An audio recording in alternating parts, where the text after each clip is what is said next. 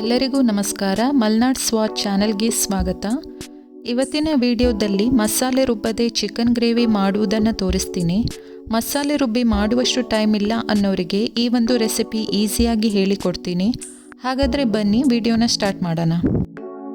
ಇಲ್ಲಿ ನಾನು 1 kg chicken ಕ್ಲೀನಾಗಿ ತೊಳೆದಿಟ್ಕೊಂಡಿದ್ದೀನಿ. ಕ್ವಿಕ್ಕಾಗಿ ಅರ್ಧ ಗಂಟೆ ಒಳಗೆ ಈ ರೆಸಿಪಿ ಮಾಡ್ಬೋದು. ತುಂಬ ಜನರಿಗೆ ಬೇರೆ ಕೆಲಸಗಳು ಎಲ್ಲ ಇರುತ್ತೆ. ತುಂಬ ಬ್ಯುಸಿ ಇರೋರಿಗೆ ಈ ವಿಡಿಯೋ ತುಂಬ ಹೆಲ್ಪ್ ಆಗುತ್ತೆ ಅಂತ ಅಂದ್ಕೊಂಡಿದ್ದೀನಿ. ಈಗ ಮ್ಯಾರಿನೇಟ್ ಮಾಡ್ಕೊಳ್ಳೋಣ. 1 ಸ್ಪೂನ್ ಚಿಲ್ಲಿ ಪೌಡರ್ ಹಾಕೊಳ್ತಾ ಇದ್ದೀನಿ.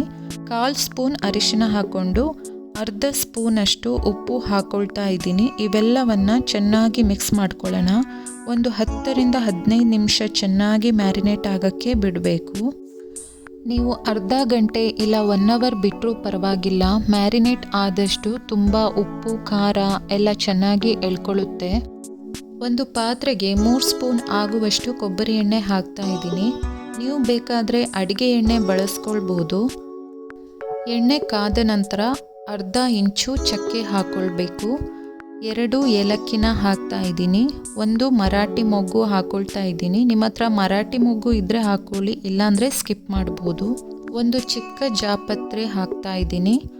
6ರಿಂದ 7 ಲವಂಗ ಹಾಕ್ಕೊಳ್ತಾ ಇದ್ದೀನಿ. ಮತ್ತು 2 ಬಿರಿಯಾನಿ ಎಲೆ ಹಾಕ್ಕೊಂಡು ಸಣ್ಣ ಉರಿಯಲ್ಲಿ 2 ಸೆಕೆಂಡು ಹುರಿದುಕೊಳ್ಬೇಕು. ಈಗ ಸಣ್ಣದಾಗಿ ಕಟ್ ಮಾಡ್ಕೊಂಡಿರುವ 4 ಮೀಡಿಯಮ್ ಸೈಜ್ ಈರುಳ್ಳಿನ ಹಾಕ್ಕೊಳ್ತಾ ಇದ್ದೀನಿ. ಚೆನ್ನಾಗಿ ಈರುಳ್ಳಿ ಬ್ರೌನ್ ಆಗೋ ತನಕ ಫ್ರೈ ಮಾಡ್ಕೊಬೇಕು. ಈರುಳ್ಳಿ ಬೇಗ ಮಾಡಬೇಕಂದ್ರೆ ಸ್ವಲ್ಪ ಉಪ್ಪು ಹಾಕ್ಕೊಳ್ಳಿ, ಆವಾಗ ಬೇಗ ಫ್ರೈ ಆಗುತ್ತೆ.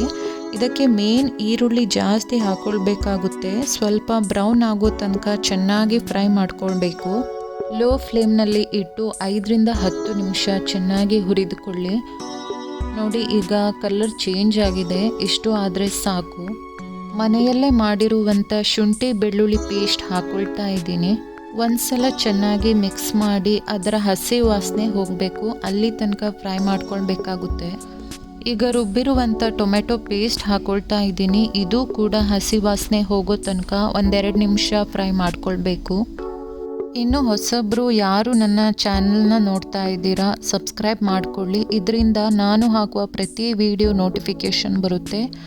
ಈಗ 1 ಸ್ಪೂನ್ ಧನಿಯಾ ಪುಡಿ ಹಾಕ್ಕೊಳ್ತಾ ಇದ್ದೀನಿ. ಹಾಗೆ 1 ಸ್ಪೂನ್ ಜೀರಿಗೆ ಪುಡಿನ ಹಾಕ್ತಾ ಇದ್ದೀನಿ. ಒಂದು ಅರ್ಧ ಸ್ಪೂನ್ ಮೆಣಸಿನ ಪುಡಿ ಹಾಗೆ ಸ್ವಲ್ಪ ಅರಿಶಿನ ಹಾಕ್ಕೊಳ್ತಾ ಇದ್ದೀನಿ. ಯಾಕೆ ಅಂದರೆ ಈರುಳ್ಳಿ ಹುರಿದ ಮೇಲೆ ಅದು ಸ್ವಲ್ಪ ಸಿಹಿ ಆಗೋದ್ರಿಂದ ಖಾರ ಸ್ವಲ್ಪ ಕಡಿಮೆ ಆಗ್ಬೋದು. ಅದಕ್ಕೆ ಆಗಲೇ ಮ್ಯಾರಿನೇಟ್ ಮಾಡಬೇಕಾದ್ರೆ ಖಾರದ ಪುಡಿ ಹಾಕಿದ್ವಿ. ನೀವು ಸ್ವಲ್ಪ ನೋಡಿಕೊಂಡು ಖಾರದ ಪುಡಿ ಎಷ್ಟು ಬೇಕೋ ಅಷ್ಟು ಹಾಕ್ಕೊಳ್ಳಿ. ಈಗ ಮ್ಯಾರಿನೇಟ್ ಮಾಡಿರುವ ಚಿಕನನ್ನು ಹಾಕ್ಕೊಳ್ತಾ ಇದ್ದೀನಿ. ಮನೆಯಲ್ಲಿ ಒಂದೇ ರೀತಿ ಚಿಕನ್ ಮಾಡಿಕೊಂಡು ತಿನ್ನೋರು ಈ ಒಂದು ರೆಸಿಪಿನ ಟ್ರೈ ಮಾಡಿ. ಕಡಿಮೆ ಸಮಯದಲ್ಲಿ ಈ ಒಂದು ರೆಸಿಪಿ ಮಾಡ್ಕೊಳ್ಬೋದು. ರುಬ್ಬಿ ಹಾಕುವ ಅವಶ್ಯಕತೆಯೇ ಇಲ್ಲ. ನಿಮ್ಮ ಮನೆಯವರಿಗೆ ಆಗಲಿ, ಮಕ್ಕಳಿಗೆ ಆಗಲಿ, ಇಲ್ಲ ಸಂಬಂಧಿಕರಿಗೆ ಈ ಚಿಕನ್ ರೆಸಿಪಿ ಮಾಡಿಕೊಡಿ, ಇಷ್ಟ ಆಗ್ಬೋದು. ಈಗ ಚಿಕನ್ ಚೆನ್ನಾಗಿ ಮಿಕ್ಸ್ ಮಾಡ್ಕೊಳ್ಳೋಣ. ಒಂದು 10 ನಿಮಿಷ ಚಿಕನನ್ನು ಚೆನ್ನಾಗಿ ಬೇಯಿಸ್ಕೊಳ್ಬೇಕಾಗುತ್ತೆ. ಇಲ್ಲಿ ನಾನು ಅರ್ಧ ಗ್ಲಾಸ್ ನೀರು ಹಾಕ್ಕೊಳ್ತಾ ಇದ್ದೀನಿ. ನಿಮಗೆ ಗ್ರೇವಿ ಬೇಕು ಅಂದರೆ ಇಷ್ಟು ನೀರು ಸಾಕು.